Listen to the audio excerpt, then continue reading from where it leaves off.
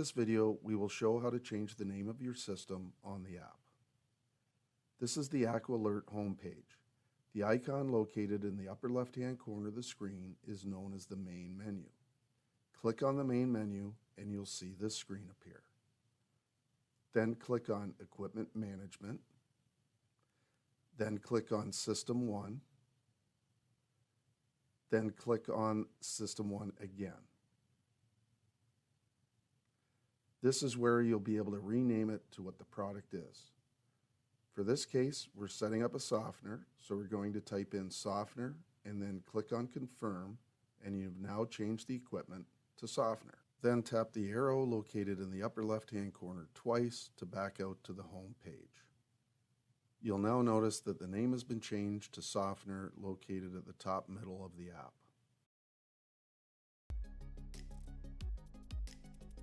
Visit us at www.canaturewg.com or call us toll-free at 1-877-288-9888.